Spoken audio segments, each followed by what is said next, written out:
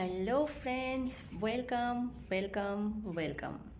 আজ আবার একটি নতুন ব্লগ। তবে এই ব্লগটা শুরু করলাম আমি সন্ধেবেলা থেকে। তো তোমাদের সকলকে জানাই গুড ইভিনিং।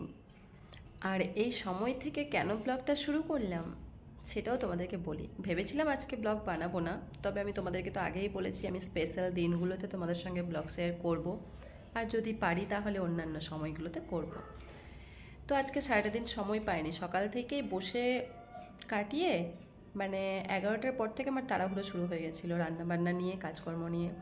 তো যাই হোক, সেটা হওয়ার পর সন্ধ্যে যখন হয়ে আসছে তখন ভাবছি যে না, একটু শুরুই করি, যেহেতু আজকে এক জায়গায় যাওয়ার প্ল্যান আছে। তো চলো শুরু করাই যাক। এই দিনটাকে একটু মনে রাখার মতো করে একটু মানে বানিয়ে নিই আর কি। তো সেই অনুযায়ী শুরু করলাম।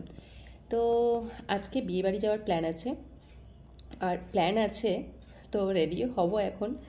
তো বিয়েবাড়ি যাব, আর যেতে হবে গাড়ি করেই, মানে আমাদের কারে করে, মালদার সাইডে বাড়ি। তো দেখা যাক কতক্ষণে বেরোই, আর হয়তো 1-1.5 ঘন্টার মধ্যেই বেরোবো।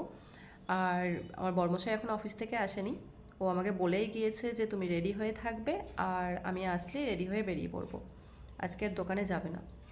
তো এখন ছেলেটা ঘুমোচ্ছে, তো ভাবলাম রেডি হতে যাব, তার আগে একটু ব্লগটা শুরু করি, তারপরেই রেডি হব।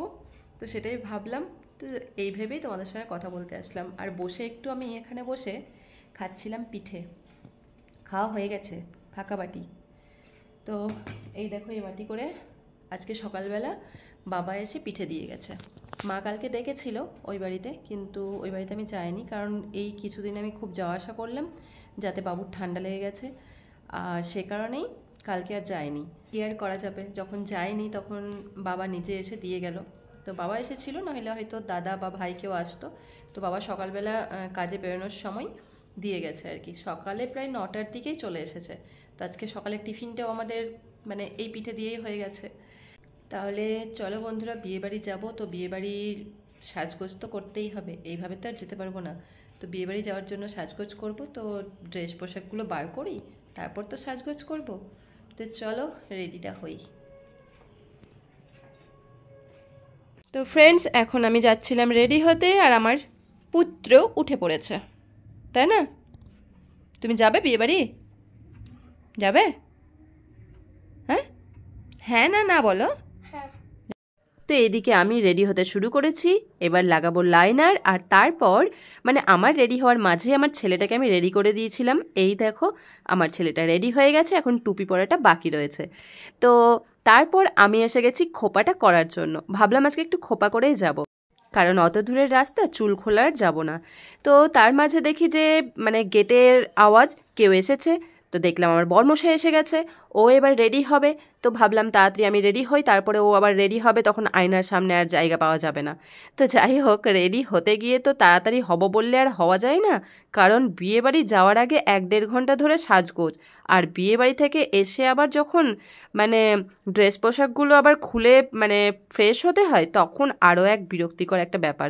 তো যাই হোক, খোপাটা যখন আমি করছিলাম তখন কতটাই না সময় লাগলো একা একা এই খোপা করতে, এত বিরক্ত লাগছিল যে কি বলবো। কিন্তু কিছু করার নেই, সাজগোজ তো একটু করতেই হবে, না হলে কি বিয়েবাড়ি যাওয়া হবে বলো।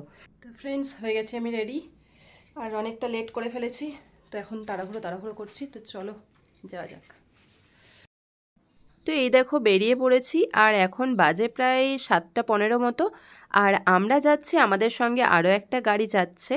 তো তাদের গাড়িটা আগে রয়েছে, কারণ আমরা যে জায়গাটায় যাচ্ছি সেই জায়গাটা আমরা চিনি না ঠিক, তো ওদেরকে অনুসরণ করেই আমাদেরকে যেতে হবে।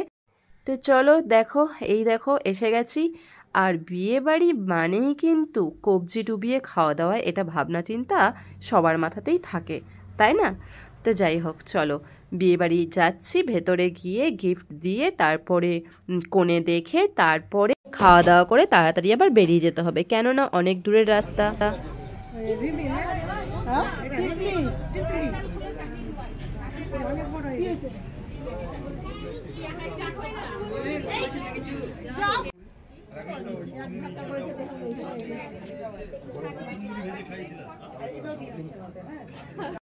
তো এসে গেছি প্যান্ডেলের ভেতরে খাওয়ার জন্য, তবে খুব একটা ভিড় এখানে ছিল না, একেবারে ফাঁকা ফাঁকা জায়গাটা। তো কিছুক্ষণ ওয়েট করার পরে আমাদের খাবার দিচ্ছিল, আর তার ফাঁকে আমার ছেলে আর আমার বরমশাই কি করছে দেখো।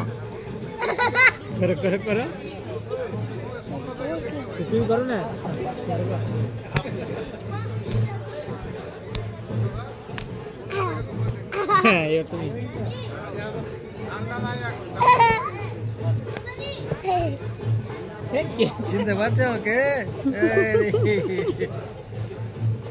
চিনতে পেরেছো? কে বলো তো? কি তোমার পাপার দাদু? আমার দাদু। তোমার কে বলো তো? জেঠু।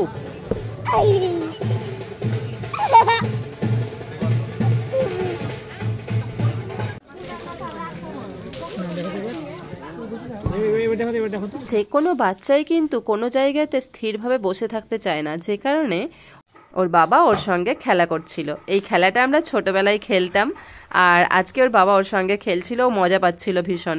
তাছাড়া ও যাতে বিরক্ত না হয় সেই দিকটা আমাদেরকে দেখতে হবে, কারণ বিরক্ত হলে নিজে তো খাবে না, আমাদেরকেও খেতে দেবে না।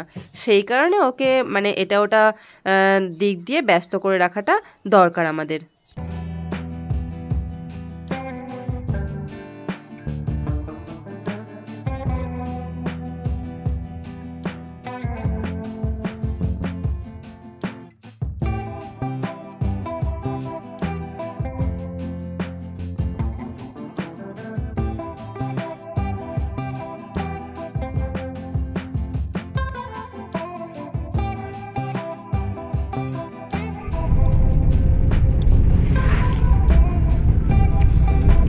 তুমি চকলেট খেতে বিয়ে বাড়ি এসছো বাবু?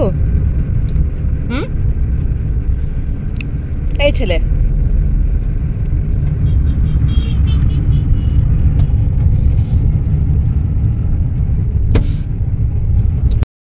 তো বেরিয়ে পড়েছি বাড়ি যাওয়ার জন্য, আর অনেকটা লেট হয়ে গেছিল বিয়ে বাড়ি থেকে বেরোতে, প্রায় 10টা মতো বাজে। ভেবেছিলাম যে আরও তাড়াতাড়ি বেরোবো, কিন্তু সেটা সম্ভব হলো না। আর এখন গাড়িতে যাচ্ছি আর একটা কথা ভাবছি যে বাড়ি গিয়ে সেই বিরক্তিকর কাজটা যতক্ষণ না কমপ্লিট হবে ততক্ষণ বিছানায় যেতে পারবো না। তো যাই হোক, কি বিরক্তিকর কাজ তোমাদেরকে তো আগেই বলেছি। সেজেগুজে বাড়ি থেকে বেরোতে কিন্তু ভালো লাগে, কিন্তু বাড়ি এসে এই কাজটা করতে খুব বিরক্ত লাগে।